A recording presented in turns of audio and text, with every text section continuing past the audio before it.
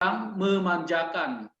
Nanti kita akan melihat selanjutnya, kenapa bukan kasihnya kasih yang memanjakan, dan kenapa kasih yang mendidik. Apa tujuan dan apa faedahnya, maknanya kepada kita. Lalu, apa juga maknanya, apa yang terjadi bila kasih Allah adalah kasih yang memanjakan kita. Selanjutnya, saya akan memperlihatkan kepada kita bahwa di lingkungan kita, mungkin saudara-saudari, sahabat-sahabat sekalian setuju akan hal-hal poin-poin ini. Bisa kita temukan dimanapun. Misalkan, ini tidak tergantung kepada situasi pandemi hari ini ya.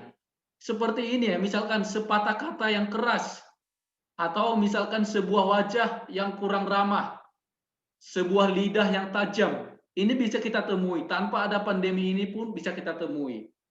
Suatu perlakuan yang kurang sopan, suatu kritikan yang tak beralasan. Apalagi yang sering kita temui di lingkungan kita, suatu kesulitan yang di luar dugaan, dan macam-macam penghinaan, kerabat yang tidak bertanggung jawab, tindakan yang menyalahi kedudukan atau lancang, atau kesulitan yang lainnya yang lebih berat. Nah, saudara-saudari, ada kalanya juga kita berbagai macam penyakit, kemiskinan, kesengsaraan, dan banyak lagi kesesakan yang lainnya. Saudara-saudari, mungkin Anda setuju bahwa hal ini bisa ditemukan di lingkungan kita tanpa terjadi situasi pandemi ini. Lalu, kita perlu melihat malam ini, dibukakan mata rohani kita, bahwa semuanya ini terjadi kepada anak-anak Allah, dan bahkan juga orang-orang yang tidak percaya, mereka juga mengalami ini. Lalu apa bedanya atau keuntungan kita kepada orang yang percaya Tuhan mengalami kondisi ini di lingkungan kita? Saya memperlihatkan kepada kita dua ayat yang sangat berkaitan dengan judul yang kita bahas malam ini. Saya menunjukkan kepada kita fakta di dalam Ibrani 12 ayat 5. Di sana mengatakan, dan sudah lupakah kamu akan nasihat yang berbicara kepada kamu seperti kepada anak-anak. Hai anakku, janganlah anggap enteng didikan Tuhan, dan janganlah putus asa apabila engkau diperingatkannya. Kita melihat Ibrani pasal 12 ayat 6. Jadi di sini terdapat ya judul yang kita angkat malam ini, yang kita bahas, diskusikan, yaitu didikan dan hajaran. Dan ini tertulis di dalam Alkitab pasal 12 ayat 5 dan ayat 6. Di sana dikatakan di ayat 6, karena Tuhan menghajar orang yang dikasihinya, dan ia menyesah orang yang diakuinya sebagai anak. Saudara-saudari, dua ayat ini yang mewakili dari judul yang kita bahas. Tetapi sebenarnya fakta yang kita bahas malam ini adalah di dalam satu pasal itu, di pasal 12 adalah memperlihatkan kepada kita apa tujuan dari didikan dan hajaran Allah. Oke, saya memperlihatkan kepada kita di dalam bahasa aslinya, di dalam bahasa Yunani, saya kutip ini, ada number strongnya atau nomor kode dari bahasa aslinya. Nah, misalkan saya langsung ambil dari sini ya. Questioning ini adalah yaitu mendidik. Nah, ada number strong ini adalah G3809. Dan di ayat 12 di sana yang mengatakanlah he questions, yaitu di G3811. Nah, ini hanya sekilas menunjukkan kepada kita fakta di dalam Alkitab dan dari bahasa aslinya. Oke, ini di bahasa Yunaninya, didikan itu ada yaitu paideia. Dan sedangkan hajaran itu juga adalah hampir sama, yaitu dikatakan paideias. Nah, ini ya di transliterasinya di dalam bahasa Yunani, paideia. Nah, ini hanya sekilas menunjukkan kepada kita fakta di dalam bahasa aslinya juga dan yang tertulis di dalam Alkitab. Oke, saudara-saudari, kita masuk di dalam poin yang pertama, yaitu di dalam Ibrani 12 ayat 4 sampai 13 ini memperlihatkan kepada kita bagaimana sikap kita sewaktu berada di bawah didikan dan hajaran. Saudara-saudari, ketika kita melihat didikan dan hajaran, kita temukan di lingkungan kita, bagaimana respon kita, bagaimana sikap kita. Ibrani 12 ayat 4 menunjukkan kepada kita bahwa kita bergumul melawan dosa dan belum sampai mencucurkan darah. Tuhan Yesus telah mencucurkan darahnya di atas kayu salib. Dan kita hari ini tidak sebanding apa yang kita hadapi di dalam pergumulan dosa kita. Kita belum sampai mencucurkan darah. Poin yang kedua menunjukkan kepada kita bahwa sewaktu menemui kesulitan, harus mengetahui apa maksudnya. Kita bisa melihat ya di dalam Ibrani pasal 12 ayat 10 dan juga ayat 14. Di ayat 10 ya mengatakan bahwa sebab mereka mendidik kita dalam waktu yang singkat sesuai dengan yang mereka anggap baik. Tetapi dia menghajar kita untuk kebaikan kita. Saudara-saudari, di ayat 10 mengatakan bahwa dia mengajar atau mendidik, menghajar kita adalah untuk kebaikan kita. Yang ketiga adalah diperlihatkan kepada kita bahwa jangan putus asa dan jangan menganggap enteng. Ibrani 12 ayat 5 mengingatkan kita bahwa bila kita berhadapan dengan situasi sedemikian, jangan putus asa dan jangan menganggap remeh. Saudara-saudari, di dalam 2 Korintus 4 ayat 8, Rasul Paulus menghadapi banyak masalah di kota Korintus. Rasul Paulus mengatakan di 2 Korintus 4 ayat 8 adalah sekalipun dia habis akal, tetapi dia tidak putus asa. Nah, kiranya poin ini bisa kita terapkan bahwa mungkin kita habis akal, tetapi kita tidak boleh putus asa. Yang keempat adalah kita perlu menghargai didikan dan hajaran Tuhan. Ibrani 12 ayat 9 mengatakan bahwa justru dari ayah kita sendirilah kita menghadapi atau mendapatkan didikan atau hajaran. Tidak mungkin orang tua lain menghajar atau mendidik kita. Dan kalaupun orang tua yang lain mendidik atau menghajar kita, itu adalah bisa saja karena dia benci sama kita, karena dongkol sama kita. Tetapi bila orang tua kita menghajar dan mendidik kita, adalah itu menunjukkan bahwa dia adalah ayah kita yang mengasihi kita. Ini adalah menggambarkan dari kasih Tuhan kepada kita. Yang Romawi kedua mengatakan bahwa Tuhan menghajar orang yang dikasihinya. Saudara-saudari, Bapak Ibu sekalian, dan sahabat-sahabat, dikatakan bahwa Tuhan menghajar orang yang dikasihinya. Yang pertama adalah didikan dan hajaran adalah pengaturan kasih. Jadi didikan dan hajaran ini adalah bukan untuk menyiksa, bukan untuk hukuman. Nah, apa bedanya hukuman, didikan, dan hajaran? Didikan dan hajaran ini adalah menunjukkan juga kepada suatu peringatan atau suatu kepada kesalahan yang akan datang. Sedangkan hukuman adalah sesuatu kesalahan yang sudah berlalu, maka diberikan hukuman. Nah, sama-sama sebenarnya menunjukkan suatu kesalahan.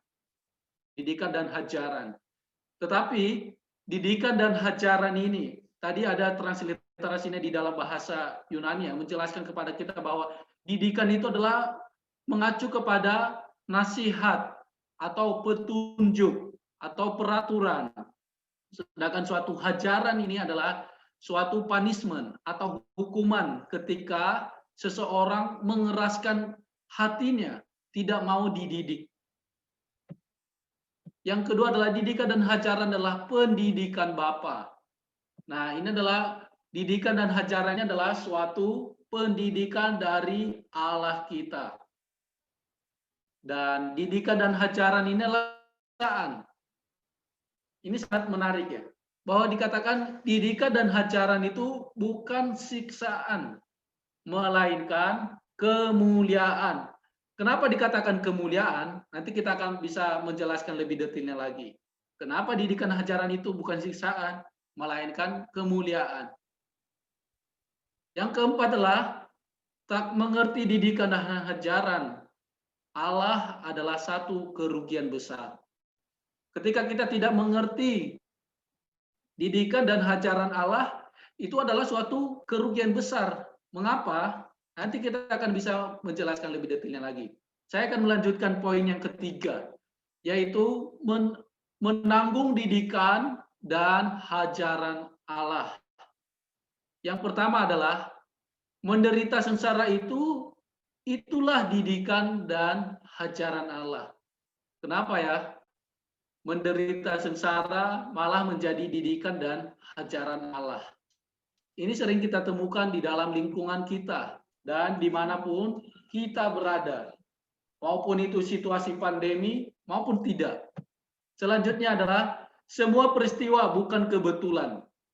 Kita perlu menanamkan di dalam hati dan di dalam pikiran kita bahwa semua peristiwa bukan kebetulan. Tetapi Allah mengatur situasi supaya kita bisa mendengar suaranya, supaya kita bisa mengenal kehendaknya. Inilah sifat Allah kita, yaitu memperlakukan kita seperti anak. Nah, kita perlu nampak juga yaitu tangan Bapa.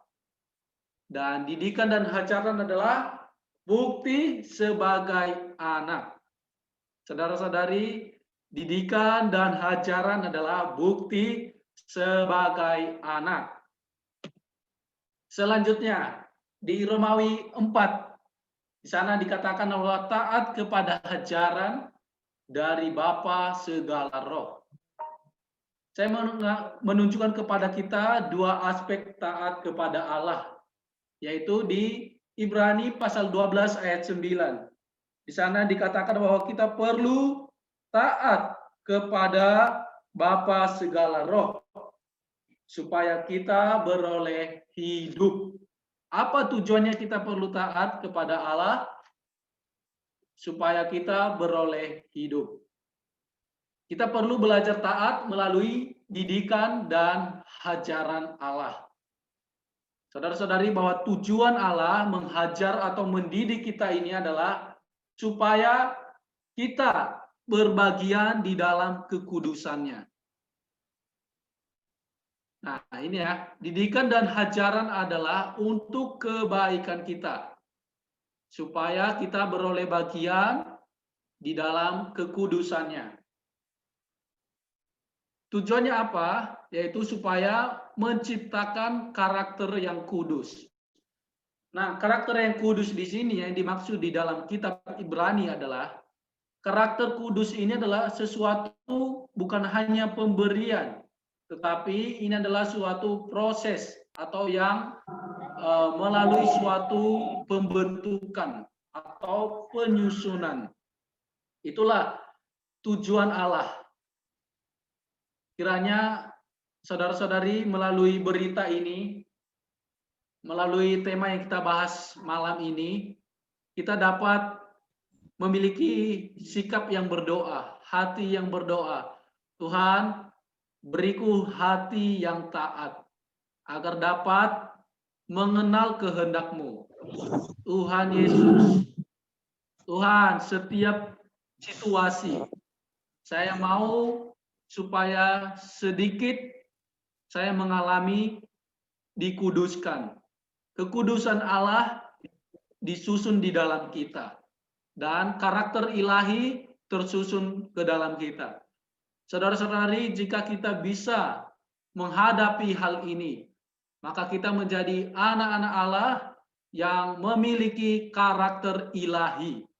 Maka kita juga bukan hanya menerima kekudusan Allah, tetapi kekudusan itu tersusun di dalam kita. Puji Tuhan. Sampai di sini saya menyampaikan, maka saudara kita yang pembicara keduanya akan melanjutkan.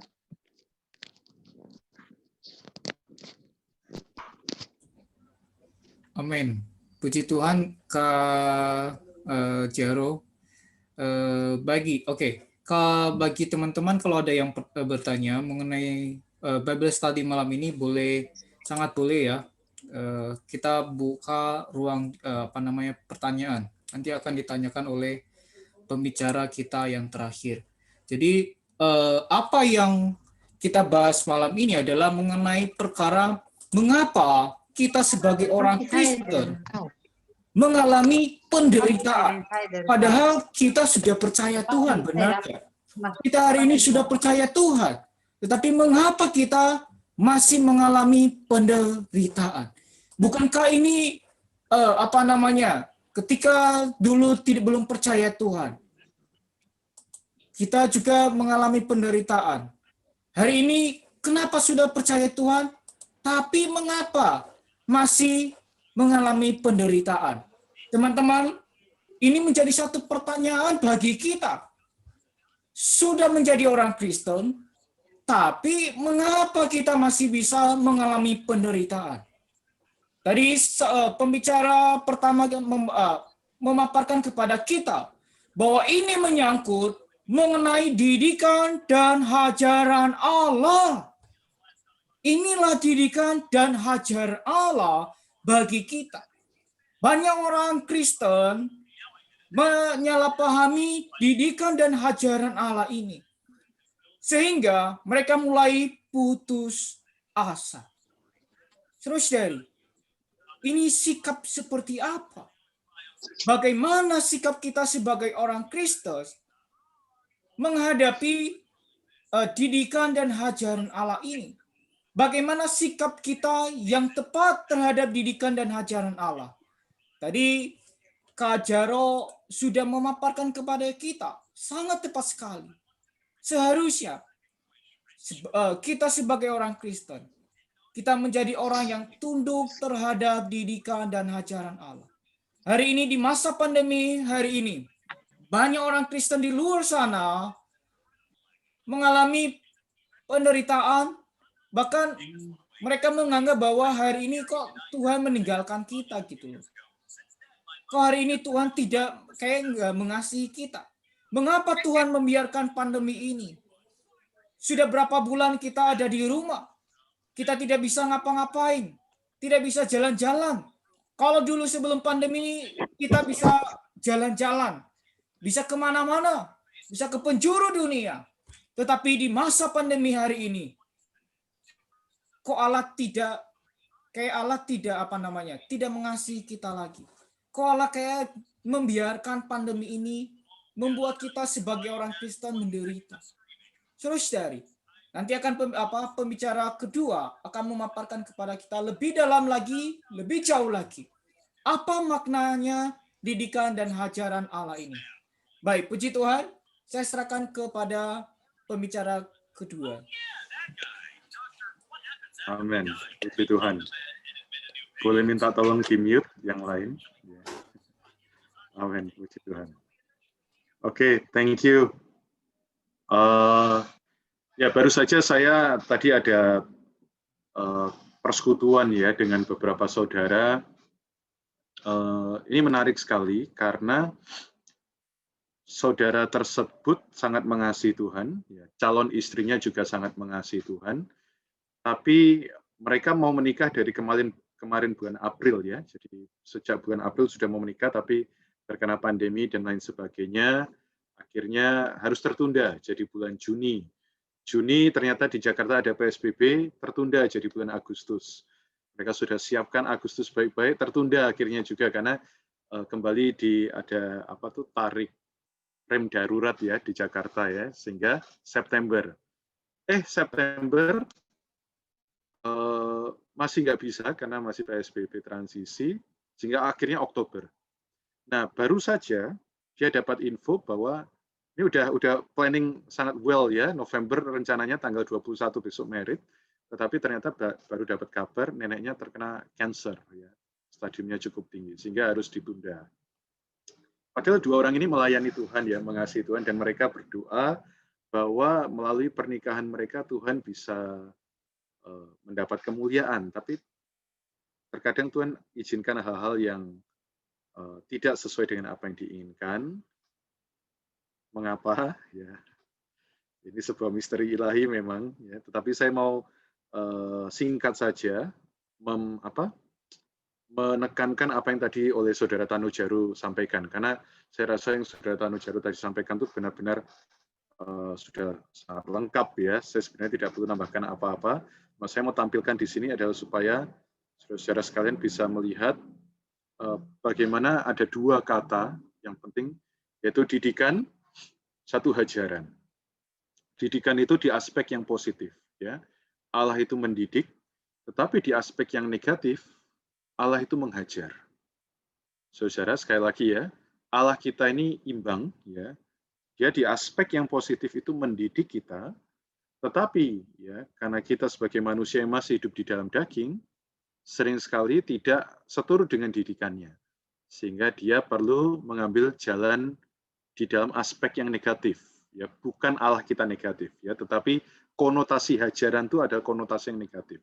Makanya ada didikan, itu konotasinya positif, dan hajaran, konotasinya negatif. Tetapi untuk satu hal, ya apa itu nanti kita akan lihat.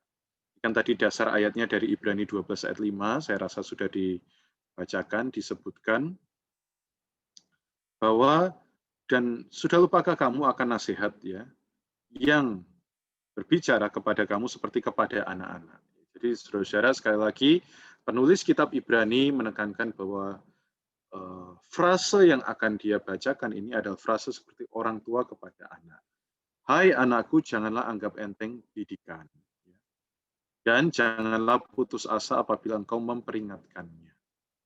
Engkau diperingatkannya. Jadi kata didikan ini, ya dalam bahasa Yunaninya ada paideia ya. Artinya itu pelatihan. Seperti orang tua menuntun anak. Saya punya anak usianya mau 13 bulan ya. Itu sudah bisa merangkak, ya sudah bisa berdiri, sudah bisa berjalan, namun tertatih-tatih ya, kadang jatuh dan lain sebagainya. Tapi semua itu tidak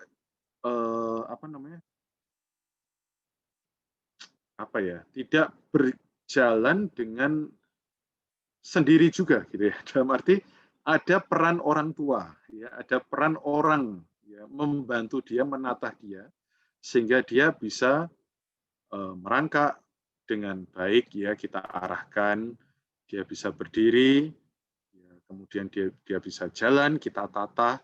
Saudara, itulah yang dimaksud dengan kata paideia. Ya, seperti orang tua sedang melatih.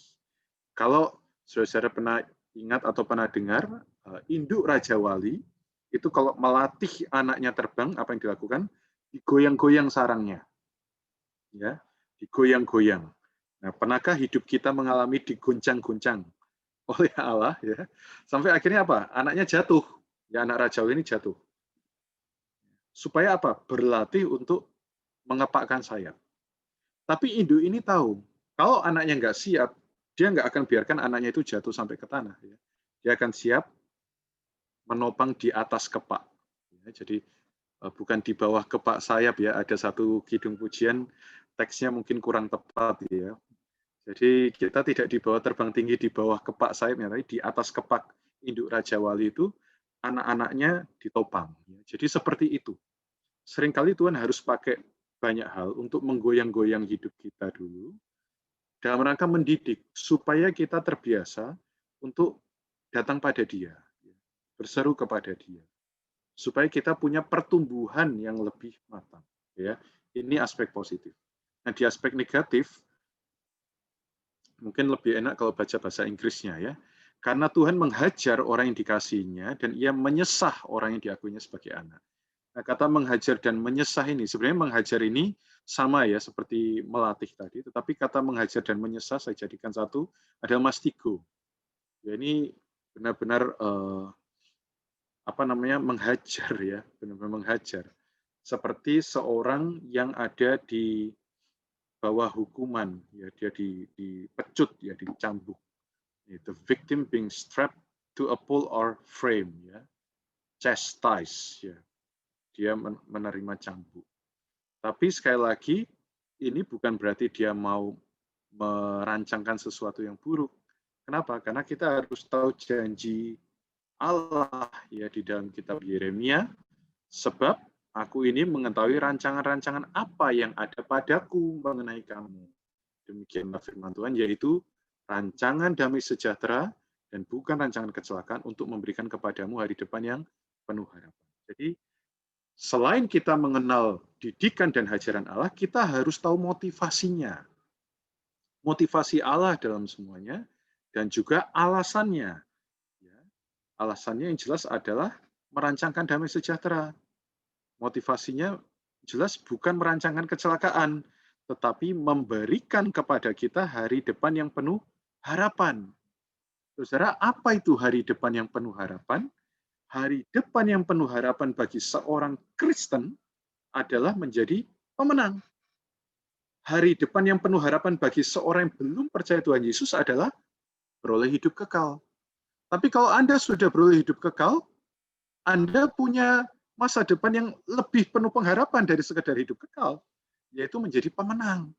Nah, karena itu Tuhan harus merancangkan satu damai sejahtera, tapi damai sejahtera ini tadi Saudara Jaru bilang, bukan menurut konsep manusia. Di mana banyak orang berpikir, oh Tuhan itu Maha Pengasih ya, maka dimanja orang Kristen ya. Minta ini dikasih, minta itu dikasih ya. Kalau jadi Kristen akhirnya kaya, banyak rezeki, banyak berkat, nggak ada tulah. Itu dimanja, saudara. Tetapi itu bukan damai sejahtera. Malah justru waktu banyak menikmati hal yang materi, sering kehilangan damai sejahtera. Betul? Karena materinya dibuat untuk hal-hal yang di luar Allah. Ya, setidaknya kalau saudara tidak mengalami, saya mengalami ya.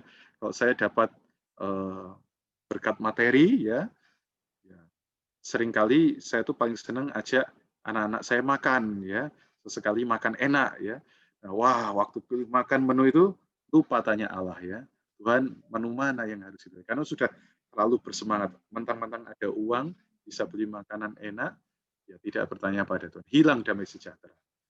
Ada kegembiraan, ada, tapi belum tentu ada damai sejahtera. Jadi Tuhan terkadang harus bawa ke dalam banyak situasi supaya kita kembali datang pada Dia. Karena damai sejahtera hanya bisa ada ketika kita datang pada Dia. Ya, inilah daging. Ketika sesuatu nyaman untuk daging, maka manusia jarang datang pada Dia.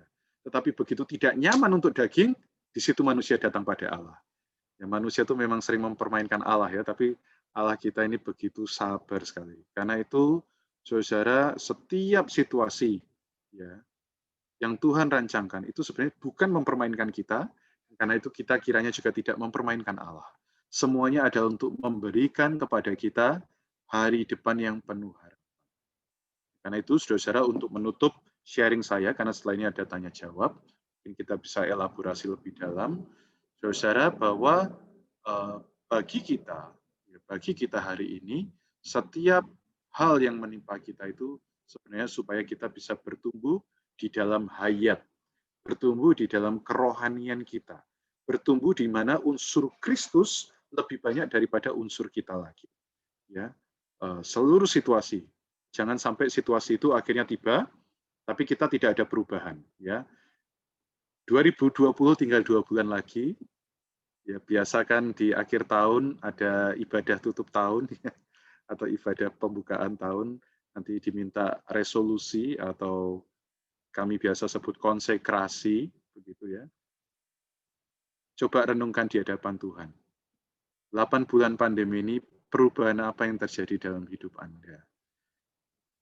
Perubahan apa yang membawa Anda makin punya pengharapan? Saudara-saudari, kiranya ini bisa menjadi cerminan supaya tidak perlu menunggu 2021.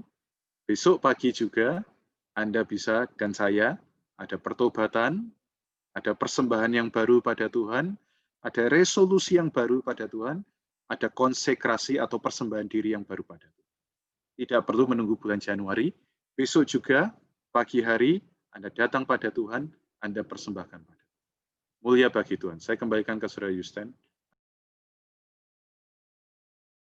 Amin. Puji Tuhan. Thank you, Kak Moses. Oke. Langsung ke tanya jawab, Kak Moses. Silakan. Ya, oke. Pertanyaan pertama itu dari Kak Delga. Oke. Pertanyaannya begini. Bagaimana cara membedakan atau membedain cobaan dan ujian?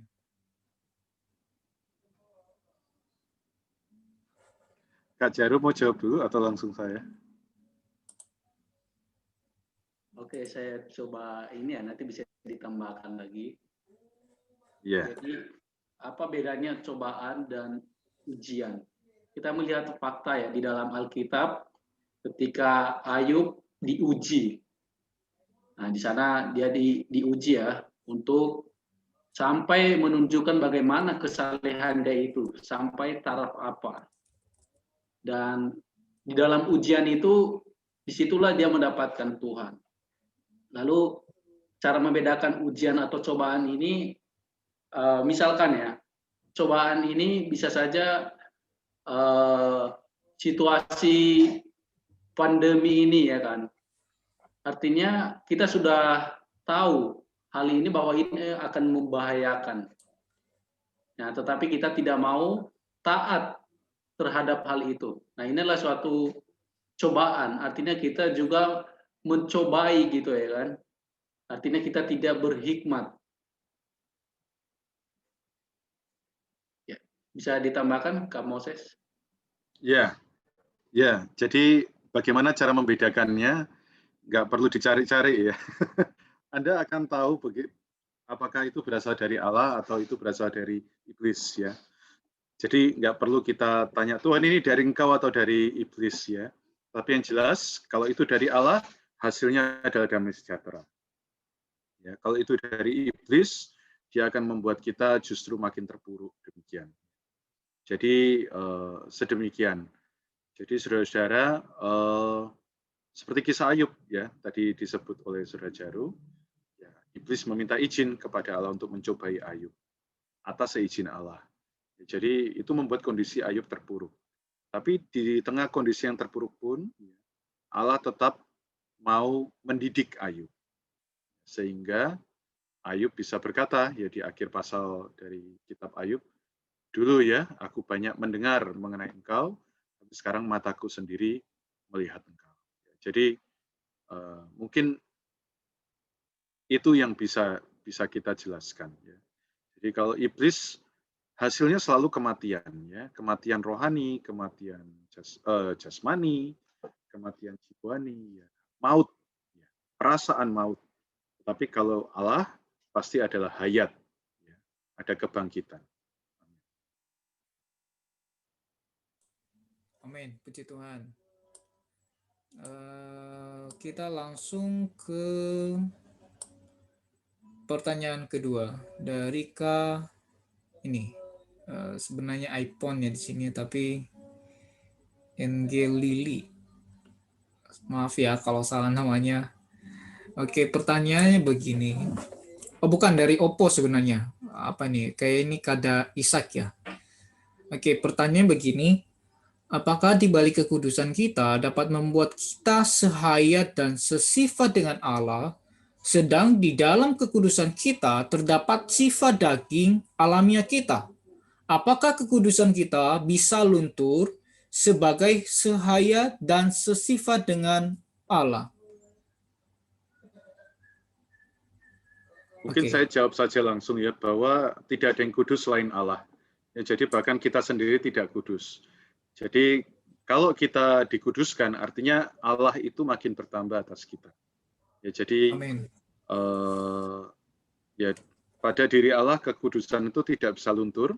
Pada diri kita mungkin bahasanya adalah kita kurang Allah ya, kita kurang unsur Allah, makanya manusia itu bisa tidak kudus ya, atau makin serupa dengan dunia ya. Jadi sekali lagi ingin hidup kudus bukan dengan cara manusia. Ya, dagingnya manusia itu nggak ada kekudusan sama sekali. Perbuatan baik manusia bukan perbuatan kudus. Semuanya milik daging, mau yang baik, mau yang buruk. Mau hidup kudus, maka perlu Allah bertambah. Dengan otomatis dan spontan, hidup kita seperti Allah. Ya, cara hidup kita seperti cara Allah menginginkan kita hidup. Tidak semua kebaikan adalah berasal dari Allah, tetapi semua yang berasal dari Allah pasti baik. Amin. Puji Tuhan. Oke, kita langsung ke pertanyaan berikutnya karena pertanyaannya banyak ya. Dari Katobi. Pertanyaannya begini, apakah betul cobaan itu dari iblis dan sifatnya jelek, menjebak, membuat kita hancur, dan ujian itu dari Tuhan dan sifatnya membangun kita? Ya, itu jawaban tadi untuk pertanyaan pertama kayaknya. Oh, oke. Oke, langsung ke pertanyaan berikutnya, yaitu dari Kawawan. Pertanyaannya begini, di dalam aspek apakah itu tahu itu ajaran dari Tuhan atau itu ajaran dari Tuhan?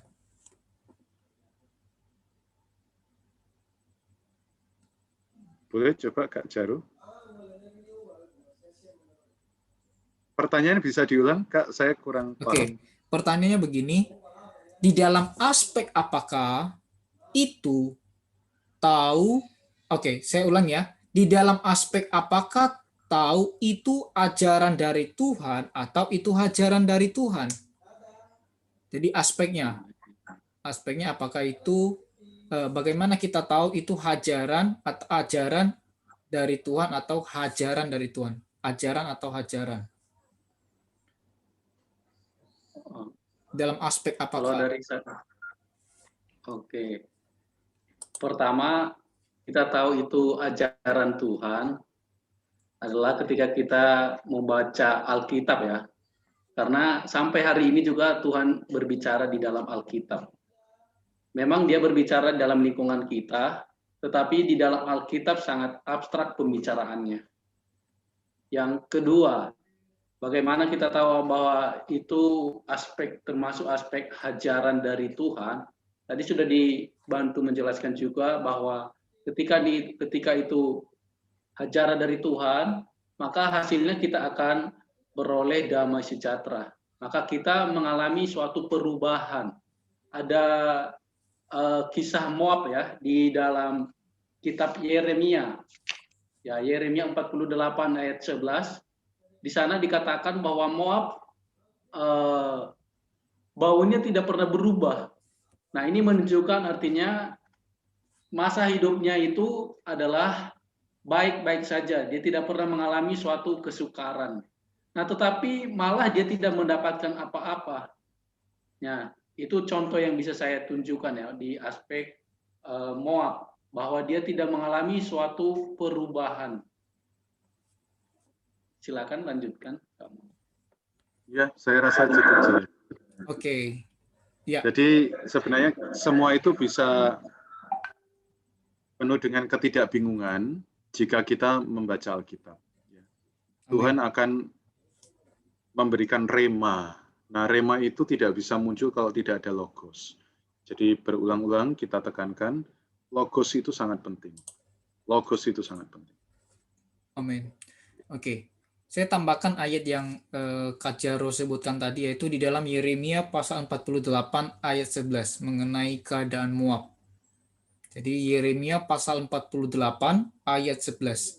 Jadi nanti teman-teman boleh searching ya di ini, buka Alkitabnya Yeremia 48 ayat 11. Oke. Pertanyaan berikutnya dari Katobi lagi. Pertanyaannya begini.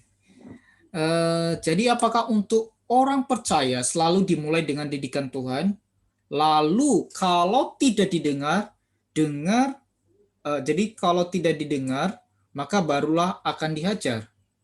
Jadi lalu pertanyaan kedua, tapi apakah untuk orang yang tidak percaya selalu dimulai dengan hajaran Tuhan, ataukah dimulai juga dengan didikan? Jadi ini ada dua pertanyaan sebenarnya. Iya, Kak Tobi, ini pertanyaannya ini ya, baik ya, sering bertanya. Ya moga bisa kita sama-sama paham dari sini bahwa kita tidak pernah tahu ya kapan ini disebut didikan, kapan ini disebut hajaran ya. Ya. Yang bisa kita ketahui adalah ketika kita sudah mengalami. Nanti di dalam akan jelas ini adalah bentuk didikan dari Allah, ya aspek positif. Atau ini bentuk hajaran dari Allah. Nah, baru dari situ Anda baru bisa menceritakan. Demikian ya. Ya, itu jawaban dari pengalaman. Oke, amin. Oke. Yang paling penting adalah kata taat. Yang paling penting. Amin. Tadi Saudara Jaru sempat jelaskan nggak ya, perkara harus taat terhadap hidup? Sudah. Ya, jadi memang yang paling penting adalah taat. Amin. Oke, berikutnya dari Kak Sebastian. Pertanyaannya, apakah mungkin bagi manusia untuk memahami setiap peristiwa buruk yang terjadi dalam hidup mereka secara mutlak? Apakah hal tersebut adalah standar objektif yang penting diingat oleh umat Kristen untuk menghadapi hal buruk yang menimpa dirinya? Saya ulang, apakah mungkin bagi manusia untuk memahami setiap peristiwa buruk yang terjadi dalam hidup mereka secara mutlak? Untuk konsep didikan dan hajaran Allah, apakah hal tersebut adalah standar objektif yang penting diingat oleh umat Kristen untuk menghadapi hal buruk yang menimpa dirinya? Ya. Standar objektifnya hanya satu, yaitu firman Allah. Ya, jadi kalau ya mengacu kepada pertanyaan Sebastian ya, jadi kita harus melihat bahwa perkara didikan dan hajaran ini ya belum tentu sekali lagi adalah sesuatu yang ada di benak kita begitu ya. Jadi tiap orang bisa mendapatkan peristiwa yang berbeda, ya nggak bisa dipukul rata. Tetapi kita bisa melihat bahwa ini ada didikan atau hajaran ya tadi melalui Logos. Ya. Jadi orang Kristen tidak bisa mengatakan semua yang buruk itu berasal dari Allah. Gitu ya. Ya, sekalipun tidak semua yang baik juga berasal dari Allah. Tadi ada yang merupakan pencobaan. Ya, tapi dari mana kita tahu? Dari Logos. Kenapa Logos? Karena Logos itu akan memberi rema. Dan rema itu yang memberi damai sejahtera. Ya, jadi demikian urutannya. Jadi ada orang mengalami hal buruk ya, tertimpa, tapi ya karena salahnya sendiri. Bisa jadi itu Allah mengizinkan, bisa jadi itu karena dia yang keras kepala. Demikian. Amin. Puji Tuhan. Oke, pertanyaan berikutnya karena waktu dari Kalili. Ini ada satu apresiasi pertama, yaitu puji Tuhan makin mengerti jika Tuhan ingin mendidik dan menghajar kita dengan masalah-masalah yang kita alami. Berarti, ini masuk ke pertanyaan, berarti apakah termasuk Tuhan mengizinkan sampai kedatangan Antikris terjadi itu juga termasuk didikan dan penghajaran bagi manusia untuk menghasilkan manusia yang benar-benar layak bagi Allah? Oke. Amin. Oke, saya mencoba menjawab sedikit ya. Amin. Bahwa apakah itu sampai kedatangan antikris atau antikristus ya. Jadi saudara-saudari, sahabat-sahabat sekalian, umur manusia ya, Alkitab menuliskan di dalam kitab Mazmur bahwa umur kita adalah 70 sampai 80 tahun. Nah, artinya dan kalau lebih dari situ itu adalah Penderitaan. bonus pada kita, dan itu pun sudah merasa banyak masalah pendengaran, penglihatan. Lalu apakah didikan dan hajaran ini terus datang sampai antikris itu? Jadi didikan dan hajaran ini, pembentukan kita ini adalah seumur hidup kita. Seumur hidup kita perlu ditransformasi ya sampai Tuhan datang. Jadi tidak ada lulusnya. Sekalipun kita sudah paham semua Alkitab, bagaimanapun kita tidak ada lulus di aspek ini. Kita harus dibawa sampai mencapai kematangan dewasa di dalam kerohanian. Artinya seumur hidup kita. Sekian dari saya. Amin.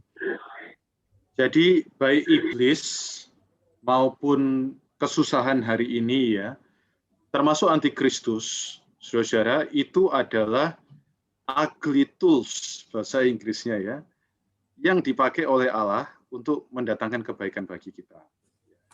Namun kalau bicara mengenai antikristus ya, artinya Allah izinkan kayak tadi ya, mengizinkan siapa iblis untuk mencobai Ayub, yaitu ugly tools, jadi alat yang jelek untuk membuat manusia bisa justru berpaling kepada Allah. Jadi iblis kayaknya menang, tetapi dia terperangkap justru. Tetapi khusus antikris ya, antikris itu sebenarnya tidak pernah dimaksudkan ya untuk anak-anak Allah. Kenapa? Karena di kitab Tesalonika kita lihat bahwa antikristus itu sudah muncul ya, dan kalau kita melihat di kitab Timotius, roh-roh antikristus itu bekerja sampai hari ini. Ya, artinya sebenarnya ini tidak pernah dimaksudkan untuk anak-anak Allah. Nah, roh antikristus yang nanti akan pada puncaknya terakumulasi ke dalam satu persona bernama antikristus ini, ya ini akan dipakai untuk menghajar umat Israel secara khusus, ya bangsa Yahudi, dan menganiaya mereka.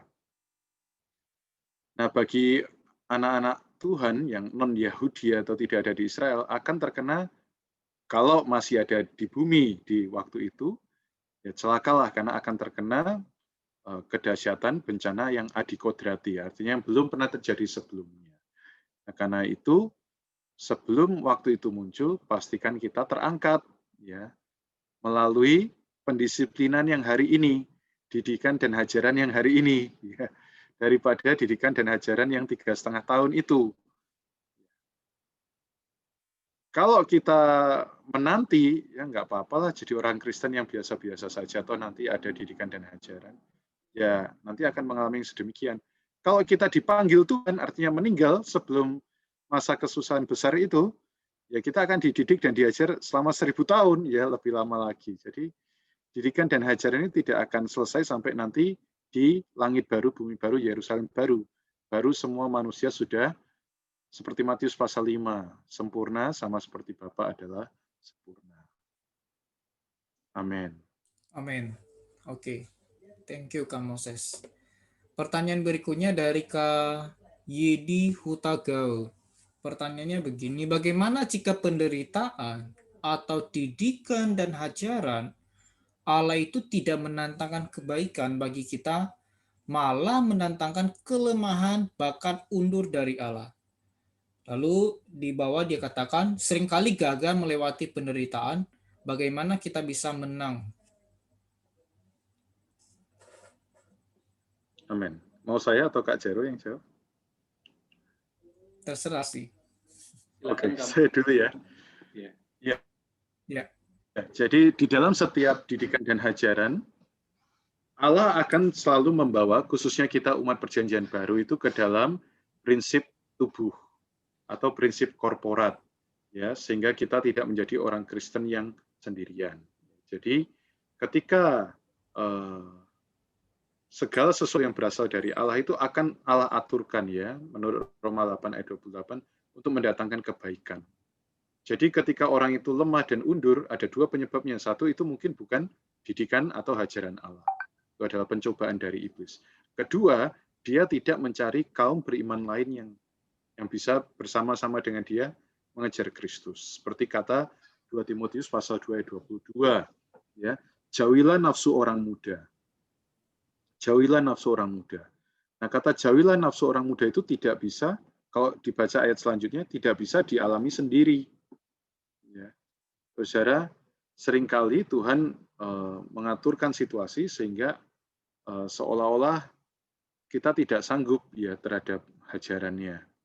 Nah, di waktu itu kita perlu kembali datang kepada Dia, tetapi bagaimana prinsipnya? Di 2 Timotius 2 ayat 22 kita harus mengejar bersama-sama. Ya.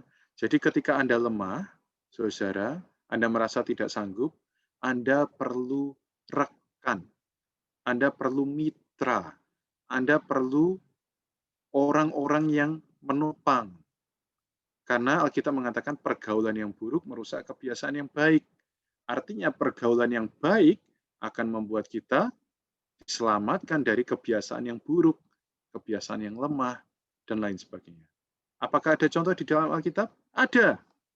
Ya, Daniel tidak pernah sendirian. Dia selalu ada 3 temannya. Ayub juga ada 3 temannya. Petrus, saudara, Petrus kejatuhannya gimana kira-kira? Parah kan ya? Hampir sama kayak Yudas. Tetapi kenapa Yudas bunuh diri? Dia tidak mencari murid-murid yang lain. Dia pergi melarikan diri sendirian, gantung diri. Sekalipun gagal, dia tetap pulang bersama murid-murid. Ya. Jadi saudara, kegagalan kita kiranya kita bawa ke dalam persekutuan. Karena di dalam persekutuan Anda akan dikuatkan. Persekutuan itu bukan untuk menghakimi, ya. Persekutuan itu untuk menguatkan, mendoakan, ya. Anda bisa berkata, saya sedang mengalami ini, nggak sanggup lagi.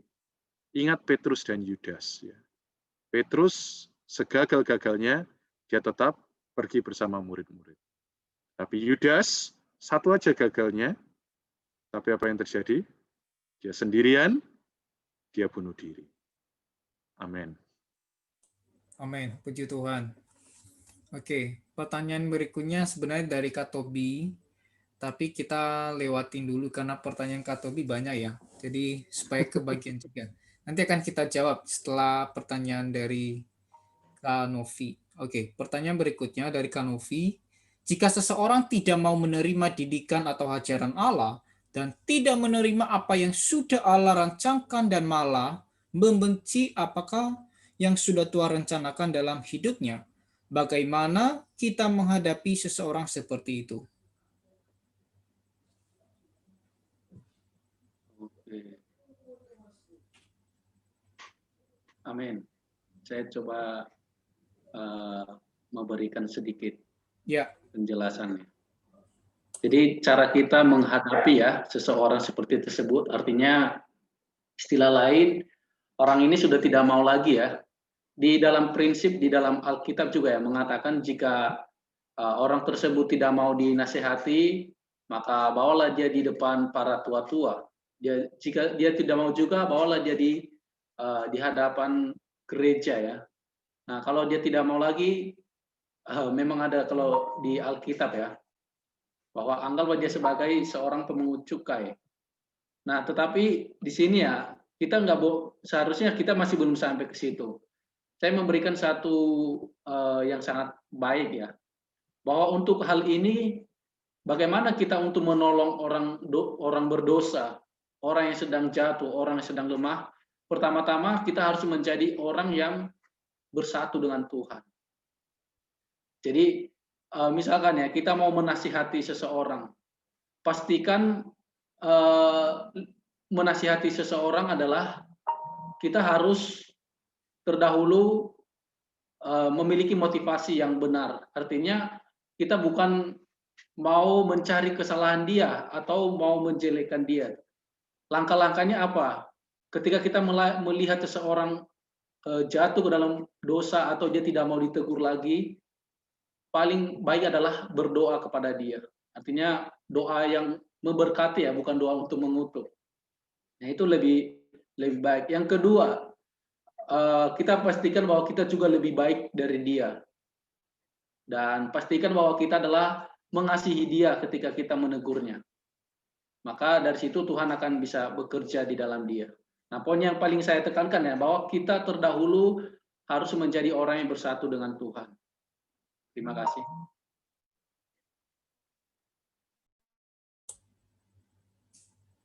Sepaham ya, atau sejawab dengan Saudara Jaro, kalau kita melihat kisah di 2 Korintus, saya nggak bisa sebutkan ayatnya, karena ini adalah seluruh kitab 2 Korintus. Silakan nanti dibaca bersama, ya waktu jadwalnya sudah ke sana. Ya, itu bercerita tentang bagaimana memulihkan orang yang dahulu diputus dari hubungan di antara kaum beriman karena satu perbuatan dosa. Ya. Nah, dipulihkan melalui apa? Doa. Jadi saudara, kita tidak bisa banyak membawa orang melihat perkara ini, kadang mereka akan menolak, ya Tuhan, menyalahpahami Tuhan dan lain sebagainya. Yang bisa kita lakukan adalah doa. Karena sekali lagi, didikan dan ajaran Allah ini bukan perkara yang di luaran. Ini adalah perkara yang rohani. Maka untuk sesuatu yang rohani, perlu pemahaman yang rohani. Dan untuk pemahaman yang rohani, menurut kitab Efesus pasal 3, perlu berdoa supaya mendapat roh, hikmat, dan wahyu. Ya. Kalau orang itu tidak pernah memiliki roh, hikmat, dan wahyu untuk memahami kondisi, dia tidak akan pernah paham. Ya, jadi perlu didoakan. Amin. Amin. Oke. Sekarang dari Kak Fiona Naftali. Pertanyaannya, apakah menderita bagi Kristus akan selalu menjadi bagian dari kehidupan orang percaya? Mengapa demikian?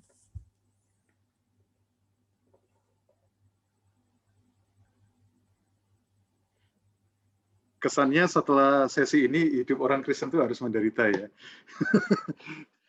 Enggak. Ya betul, satu sisi memang Tuhan izinkan banyak penderitaan ya. Tetapi semuanya tadi adalah untuk memberikan hari depan yang penuh harapan. Nah, hari depan yang penuh harapan itu tidak menyisakan sedikit pun untuk daging. Karena itu Tuhan berkata di kitab Lukas, di kitab Matius, barang siapa mau menjadi muridku, ya harus menyangkal dirinya, memikul salibnya, mengikut aku. Ya, saudara, secara aspek fakta di dalam Alkitab, semuanya sudah Tuhan hajar, Tuhan pakukan di atas kayu salib, termasuk daging kita. Diri ya, menyangkal diri. Kata diri itu dalam bahasa Inggrisnya adalah self, ya, ego. Yaitu berkenaan dengan daging. Tapi secara pengalaman kita harus membawanya terus di atas kayu salib. Bagaimana caranya? Menikmati Tuhan, menikmati firman. Saudara, begitu Anda menikmati firman, maka situasi menderita di luar tidak akan memberi dampak kepada kenikmatan di dalam. Ya. Jadi, hidup orang Kristen apakah menderita? Ya, di luar mungkin ada banyak penderitaan, tapi saya ingin memberitahu saudara-saudara, kalau Anda tahu kuncinya, yaitu menikmati firman Tuhan, melalui mendoa bacakannya, maka penderitaan di luar ya tidak akan mempengaruhi kenikmatan di dalam. Ya, justru Paulus mengatakan di dalam kelemahankulah kuasamu justru semakin nyata. Ini bukan kuasa yang besar ya, kuasa yang apa? Wah, tiba-tiba Paulus jadi super power. Enggak. Ya, Paulus sampai akhir hayatnya matanya masih sakit ya. Sampai akhir hayatnya dia punya kelemahan tubuh. Tetapi apa yang terjadi? Kuasa di dalamnya yang membangkitkan dia tetap bisa melayani Tuhan sekalipun di penjara, sekalipun didera, sekalipun dicambuk, kuasa di dalam itulah ya yang tidak terpengaruh oleh penderitaan di luar. Dari mana datangnya? Dari kasih karunia. Kasih karunia dari mana? Dari kenikmatan akan Tuhan. Ya. Kak Jaru mungkin mau tambahkan? Oke. Dari Kak Tobi. Ini kita tutup ya pertanyaannya karena waktu. Pertanyaan Kak Tobi, bagaimana di doa Bapa kami dikatakan dan janganlah membawa kami dalam pencobaan. Jadi berarti Tuhanlah yang membawa pencobaan juga. Oke. Ya, di dalam sebenarnya ya, semuanya rata-rata mengenal itu adalah doa Bapa kami. Tapi sebenarnya di Alkitab yang dia nggak menulis doa Bapa kami itu. Tetapi itu adalah jawaban Tuhan ketika murid-muridnya bertanya ya. Setelah Tuhan Yesus berdoa ya, murid-murid bertanya, bagaimana kami berdoa? Maka Tuhan mengajarkan mereka. Jadi saya berikan gambaran ya, bahwa orang tua kepada anaknya tidak mungkin seorang ayah mencelakakan anaknya. Nah itu ya. Nah tetapi Allah kita bukan hanya, bahkan dia melebihi dari orang tua. Kalau orang tua kita ya, dia hanya memiliki sifat yang mengasihi. Nah sedangkan kalau Allah, dia punya sifat adil, kasih, kudus, dan terang.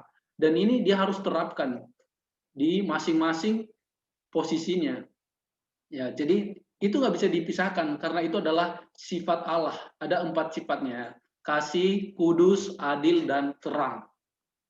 Jadi itu yang bisa saya berikan gambar bahwa seorang ayah dia tidak pernah ingin anaknya celaka atau dia mendatangkan celaka kepada anaknya. Demikian juga Tuhan kita. Amin. Saya boleh tutup dengan satu kesimpulan berkenaan dengan doa yang Tuhan Yesus ajarkan kepada murid-muridnya.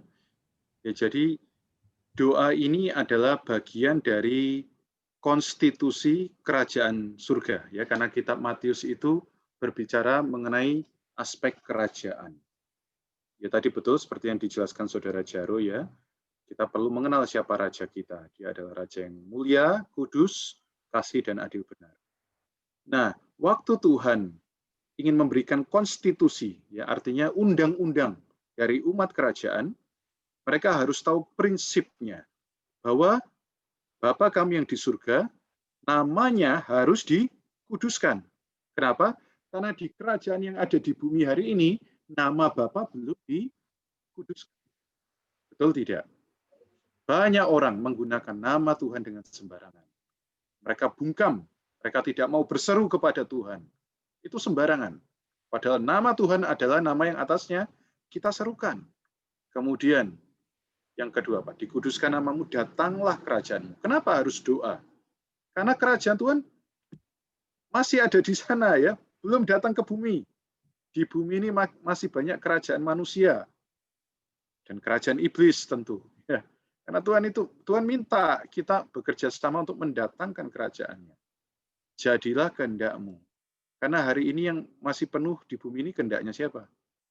Kehendak Anda. Betul enggak? Pagi hari tadi, ya, apakah kita sudah memberikan kehendak Tuhan atas kehendak kita? Kehendak saya masih sering dominan. Karena itu jadilah kehendak Tuhan. Di bumi seperti di surga. Nah, baru setelah itu kita meminta, berikanlah pada kami hari ini makanan yang secukupnya. Apakah itu juga berarti kalau begitu Allah adalah Allah yang tidak murah hati, kok kita harus berdoa? Bukan ya. Allah murah hati, Allah mau memberikan, tapi Allah meminta kita untuk meminta Dia. Ya, dengan prinsip yang sama, apakah jauhkanlah kami dari pencobaan, berarti Allah yang memberi pencobaan? Bukan, saudara. Itu berarti apa? Di bumi tempat kita duduk sini penuh dengan pencobaan. Dan Allah tahu kita tidak sanggup mengatasi pencobaan itu. Karena itu Allah berkata, kamu harus berdoa, jauhkanlah kami dari setiap pencobaan. Jadi seperti itu ya. Dalam bahasa Inggrisnya kan evil ones, ya, mengacu kepada hal-hal yang jahat. Di bumi ini terlalu banyak hal yang jahat. Ya. Sebagai kesimpulan, akhir-akhir ini banyak orang menuntut haknya, persamaan, ya, hak asasi manusia. Tapi saudara-saudara, di akhir zaman ini, siapakah yang masih memikirkan haknya Allah? Banyak orang menuntut, apa hakku Tuhan?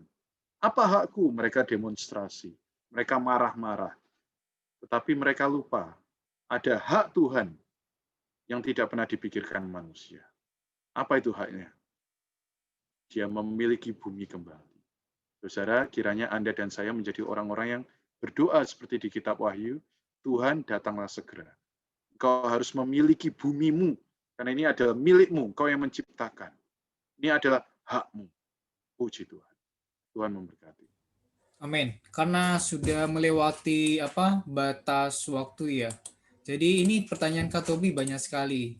Jadi nanti akan kita jawab ya. Ini saya dari minggu-minggu lalu juga saya sudah catat sampai di sini ya.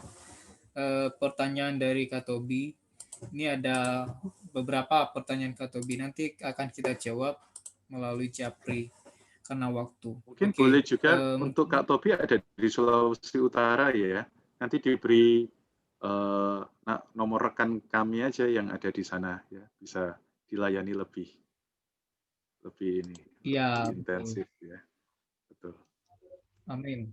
Ya, betul ya. Allah nggak pernah Tuhan kita tidak pernah mencobai. Yakobus pasal 1 ayat 13. Allah tidak pernah mencobai siapapun.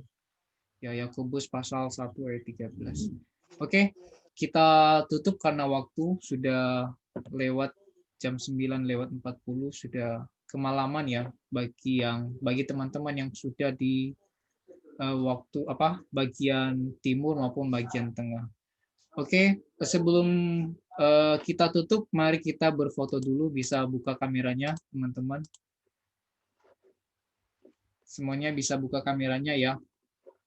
Kita foto untuk kenang-kenangan. Hari ini kita masih menyisihkan waktu kita untuk Tuhan. Oke. Saya hitung sampai 3 ya. 1, 2, sekali lagi. 1, 2, 3. Sekali lagi ya. 1, 2, 3. Oke, thank you semua. Sebelum kita tutup, Kak Moses bisa bawa kita dalam doa penutup. Amin. Puji Tuhan. Tuhan, kami mengucap syukur padamu karena Engkau adalah Allah yang begitu mengasihi kami. Kami percaya bahwa setiap segala bentuk Kau atur ada untuk mendidik kami, membawa kami lebih mau mendalami firman-Mu, juga menghajar kami supaya kami tidak menyimpang. Tuhan Yesus, bawalah kami senantiasa melihat maksud di balik semuanya ini adalah untuk memberi kami satu pengharapan di dalam hidup, meraja bersama Engkau kelak selama 1000 tahun. Terima kasih Tuhan, berkati saudara-saudara kami, bisa keluar dari Babel agama, pergi ke Yerusalem, menempuh penghidupan gereja yang tepat di dalam satu keesaan tubuh Kristus. Terima kasih Tuhan. Amin. Amin. Teman-teman mau infoin, hari Sabtu ini kita ada dari tim Kefas Indonesia akan mengadakan satu seminar atau webinar, yaitu judulnya Mau Jumpa Kristus atau Antikristus. Jadi ini seminar atau webinar yang sangat menarik ya. Saya aja tertarik ya. Saya sudah mendaftar. Supaya teman-teman juga boleh mendaftar, nanti link pendaftaran akan dikirim di grup Bible Study atau ini ya. Ini